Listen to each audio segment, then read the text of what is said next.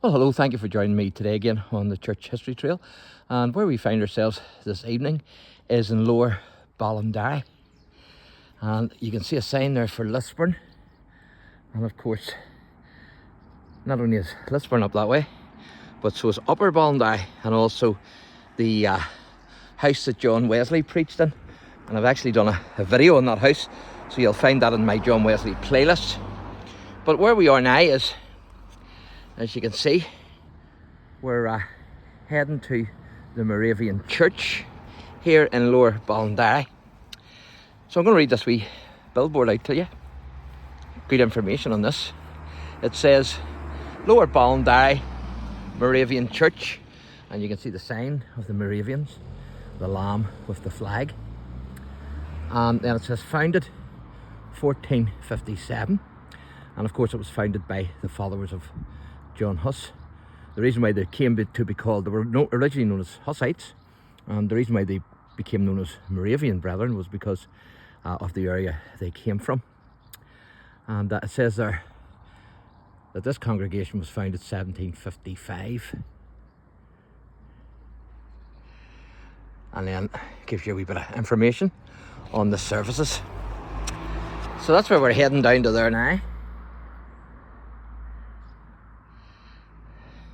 So I've covered a few Moravian churches.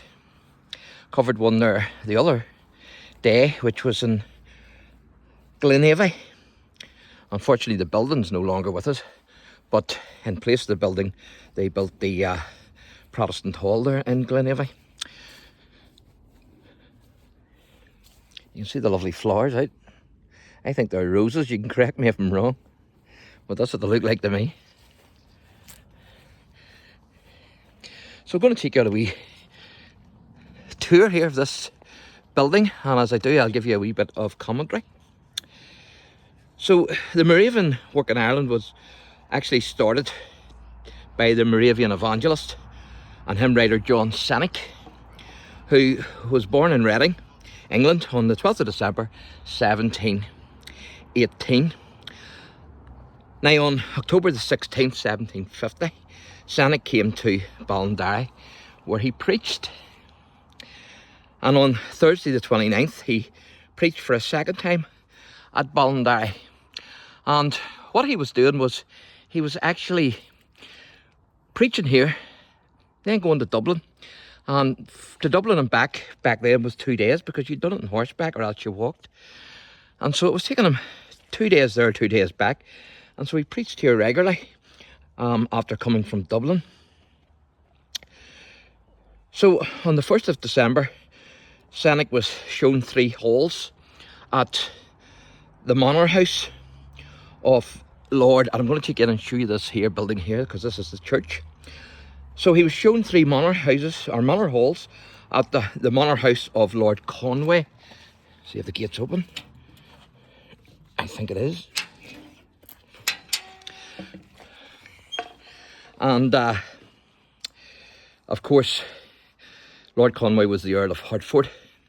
And so he has shown these 3 halls at the manor house of Lord Conway, Portmore Castle. Unfortunately, he's no longer with us. You can see the wee glass there. And again, you've got the emblem of the Moravians, which is the lamb with the flag.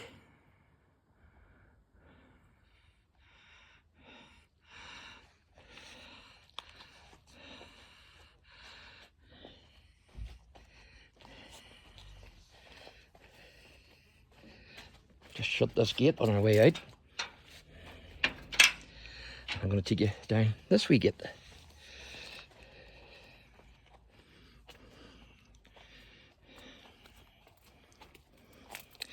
So all 3 halls were offered to John CENNICK for meetings, 2 of which could hold, one could hold 800 people and another could hold 2,000 people.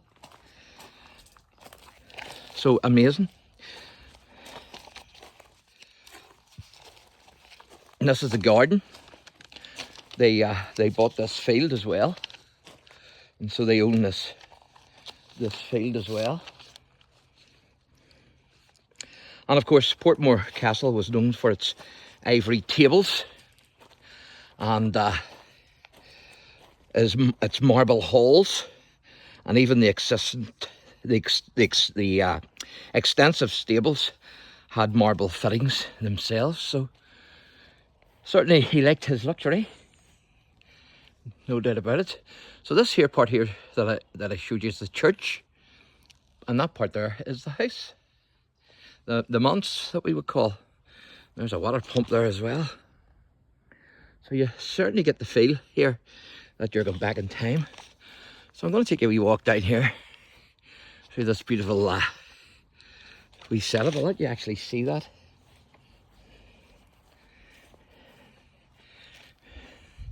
Isn't that nice?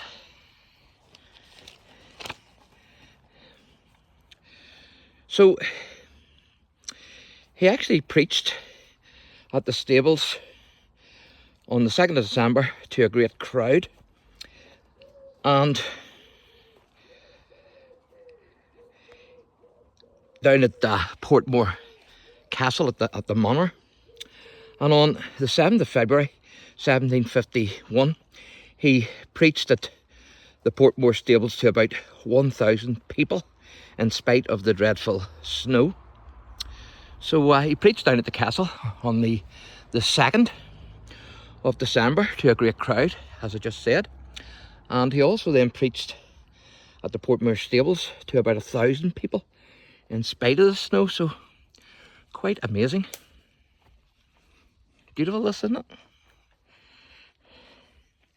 It's actually very tranquil. You can actually sense a peace, you know. It's very nice. And on the 7th of March he preached in Crumlin, and then in the afternoon he came here and preached in Portmore.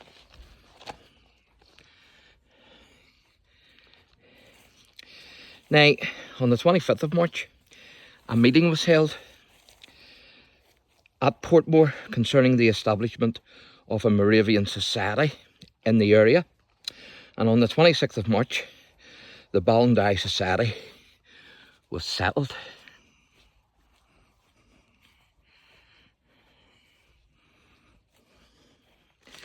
Now, the first society meeting was held in the great room of the manor house at 3 p.m. whenever about 230 names were took for the society. And on the 20th of March, a large company of people met at Portmore, and so the society increased even more to 900.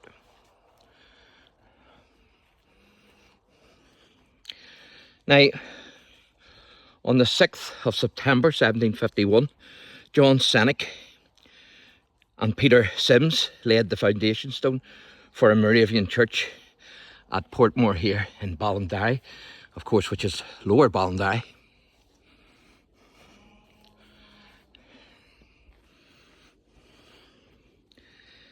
Kneeling on a stone, CENNICK dedicated the building to the Lamb of God that taketh away the sin of the world.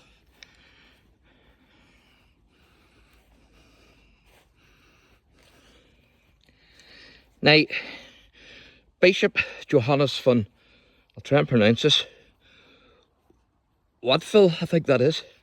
He was a son-in-law to Count Sendendorf, so if any of you are up on your Moravian history, you'll know who Count Sendendorf is. He was big among the Moravians. And so the bishop visited Ballinderry on the 16th of October and delivered a short address. Amazing that, to think of it, that Count Sendendorf's son-in-law actually visited here, you know. Amazing, absolutely amazing. So you see a lovely wee table set up there. So we're going to take you around the other side, and then we'll end up in the graveyard. So you can see there's a door there, because that's actually the manse of the house. Now, I don't think there's anybody here at the minute, because I had a good look to make sure. So I think it's empty. as you can see, I love them old shutters. It really gives you the feel that the building is old, you know.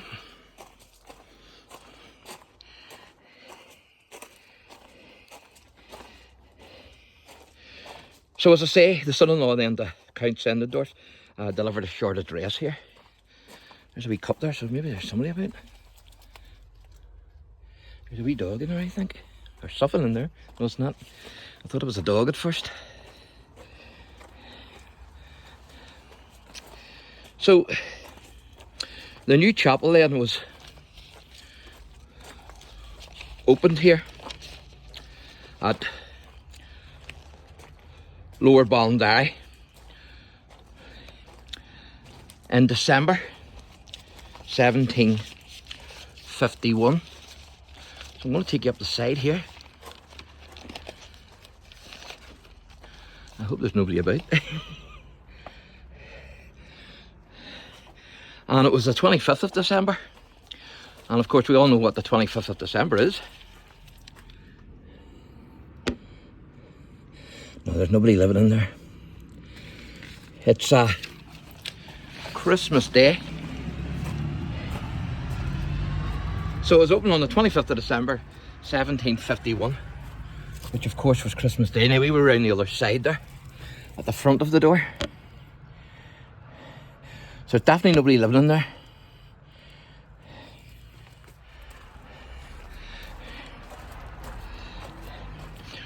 But there was also another visitor here who is well known in the Moravian circles and also in the Methodist circles, and I'll talk to you about him in a wee moment.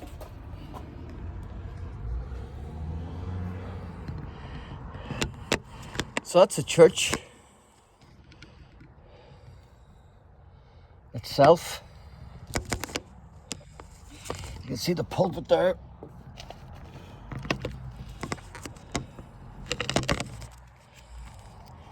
So you can. And the pews.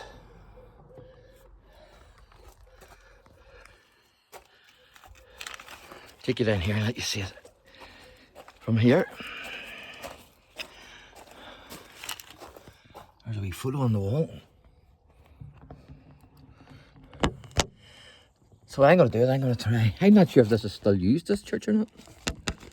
But I'm going to try and zoom up to see if I can see who that photo is. Oh, you know who I think that is? I think that's Count Sendendorf. It looks very like him. I can't see the name, but that certainly looks like him. I'll have to check that out whenever I finish the video. So I think that's who that is, actually. So there was another famous visitor here to Ballinderry Lower, to Portmore, and that was a certain Peter Bowler. Now, he was the Moravian bishop who had a tremendous influence on the Reverend John Wesley and also the Moravian evangelist John CENNICK. And so he visited Ballinderry in November, and anyone who is familiar with the life of John Wesley will absolutely know who Bowler is, because Peter Bowler was the gentleman who actually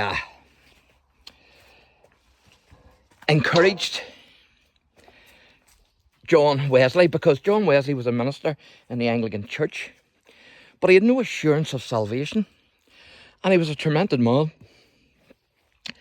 And Peter tried to show him that it was by grace alone, through faith alone in Christ, that we're saved, and not by our works. And no matter how much John tried to work, he couldn't get any assurance of his salvation.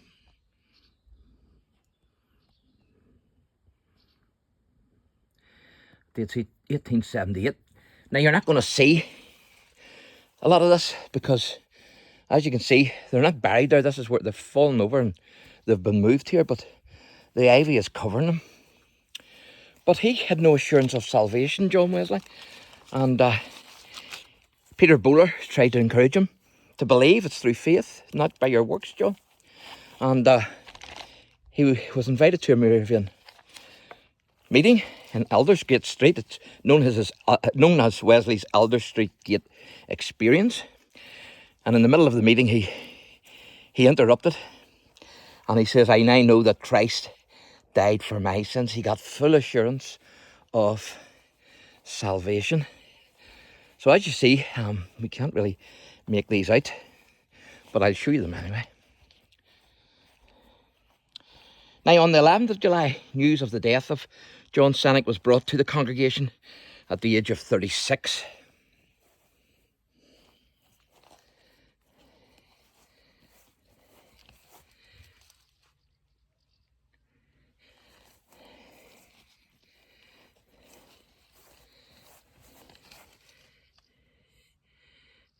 That one's 1874.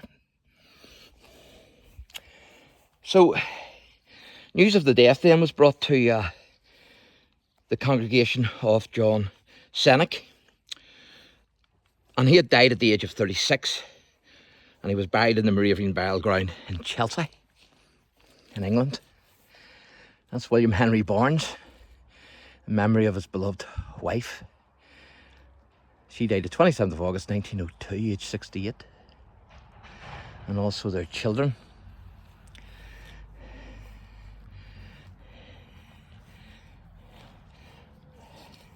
And that one there has seen better days, no doubt about it.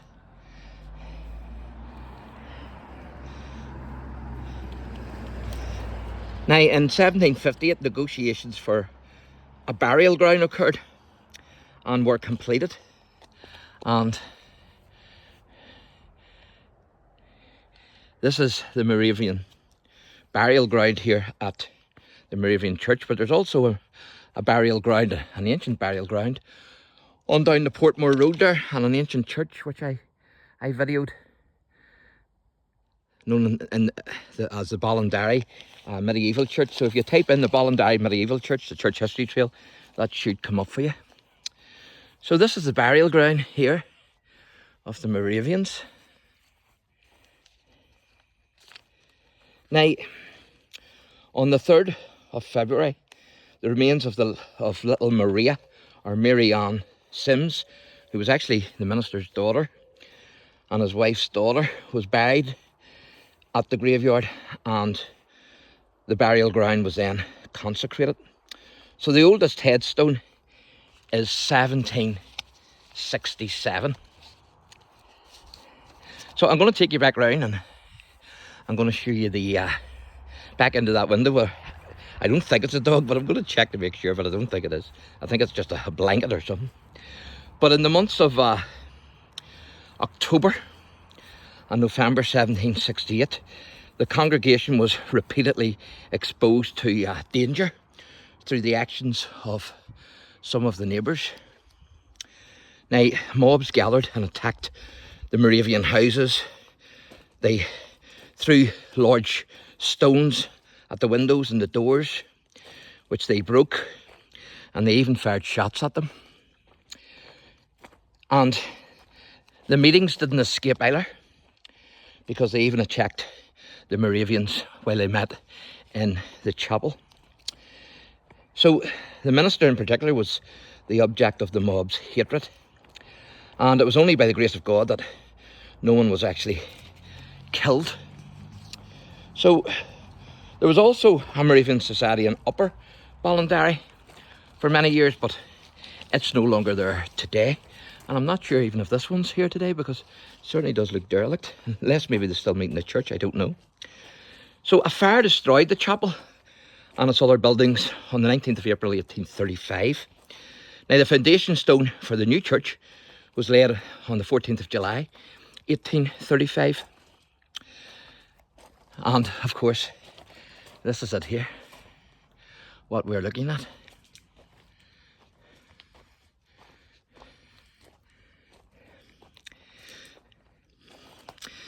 Also in July 1850, the Sunday schools had increased to 58 boys and 94 girls. It would be great if that was the case today. And also in 1850, Sir Richard Wallace granted the land for 999 years, free of charge, as the lease had actually run out 30 years previous. So we're going to have another wee look in here. Not that I'm nosy,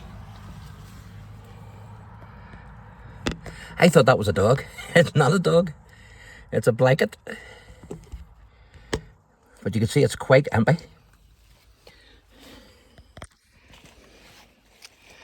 And so, I'm not sure if they're still worshipping in this church today, but certainly the building is still here anyway.